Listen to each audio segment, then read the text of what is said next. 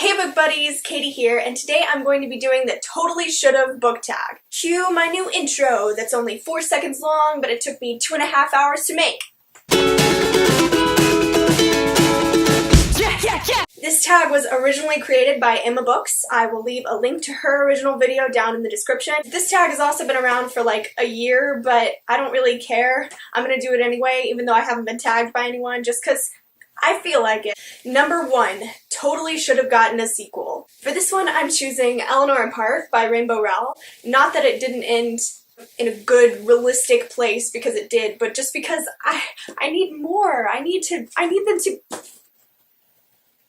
more. Number 2, totally should have had a spin-off series. For this one, I'm gonna be super cliche and say Harry Potter by J.K. Rowling, because there's so much you could do with this. Oh, Joe, come on. I want to hear about the Marauders. I want to hear about Harry's kids. And before you say that we're already getting to with Fantastic Beasts and Where to Find Them and The Cursed Child, 1, Fantastic Beasts and Where to Find Them is amazing, but it's a movie series and I want more books.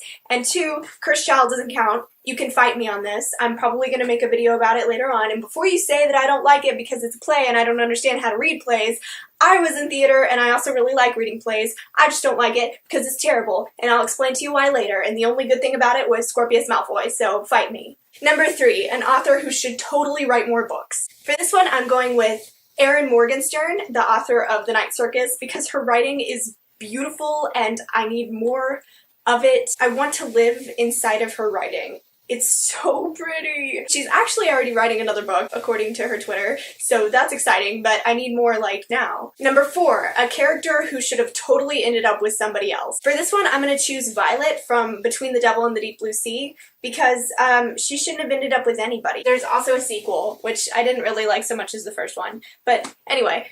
All of the boys in these books are like creepy and terrible, and she doesn't need to be in a relationship with any of them. Number 5, a book that should have totally ended differently. I'm choosing Weregirl by C.D. Bell for this one because this book was just kind of weird all around. The premise sounds super awesome. When I first got this book, I was really excited to read it because it just sounds bizarre in a really good way.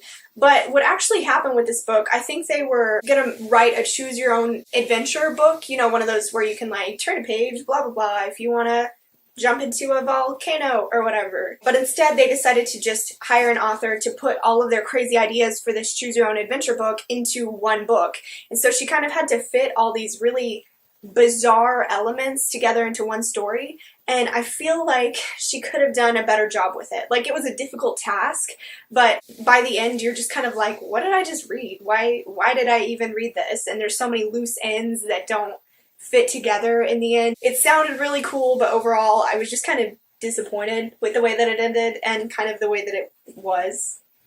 6, a book that should totally have had a movie. For this one, I'm going with Carry On by Rainbow Rowell. Surprise, everyone who knows me knows that I want this to be a movie. But at the same time, I really don't want them to ruin it if they make it a movie. Like, I need it to be a really good movie. Hear me out. Okay, so Ezra Miller could play Baz, and Troye Sivan could play Simon.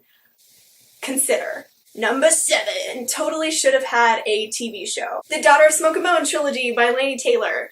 This book series is so magical and beautiful and, like, detailed. There's so much you could do with it. It could be such a good TV show if it was done by, like, HBO. If it was a freeform show, I don't want that at all. Like, please, don't.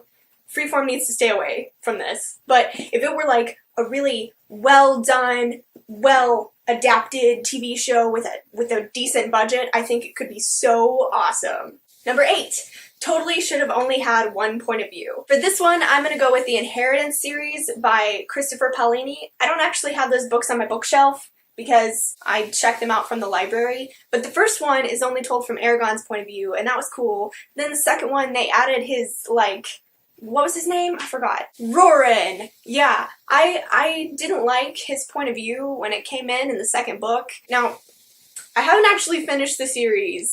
I need to, really bad, and I've been wanting to for a long time, but I read them actually way back when I was in like middle school, so I kind of don't even remember much of what happens in the first three, but I do distinctly remember when I got to the second one on, every time it was Roran's point of view, I was like, whoa, you're so boring, and I would just like want to skip, but I didn't want to skip because what if I missed story, but it was like, I hate you, Roran, all you do is run around with your hammer, and again, I read that series when I was like 12. Maybe if I reread it I would feel differently, and I do intend to reread it and to read the last one, but as of right now, I don't think that that book should have had Roran's point of view. Number 9, totally should have had a cover change.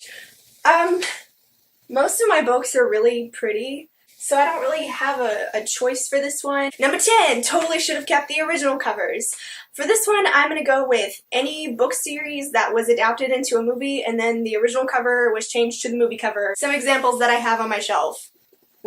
Don't do this. Don't do this. And finally, number 11. I don't have 11 fingers, so I can use a toe.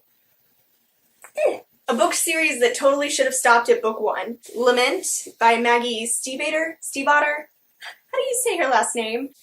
Maggie's writing is kind of hit or miss for me because either I'll read it and I'll be like, this is the most beautiful thing I've ever seen, like Scorpio Races. That's a good book. But then sometimes she'll write books like this one and I'm kind of just not thrilled about them. The first one was pretty decent, but the second one was kind of, I didn't feel like it was necessary. This was a sequel. Oh my god, I just remembered that this was a gift from a friend who I really love, who watches all my YouTube videos. I'm sorry, Reagan. I didn't hate it. It just, like, it was a good book, like, separate from Lament. I don't think she should have used characters who were in Lament. I feel like it should have been just, like, a separate thing. I didn't like that this was a sequel to Lament. Anyway, that concludes my tag for today, and if you want to do this book tag, even though it's from like a year ago, I think you should, so I tag you. As always, thank you guys so much for watching, and be sure to like and subscribe if you're into that sort of thing. No pressure, I would just be super happy. I love you guys so much, and I still don't know how to end these videos.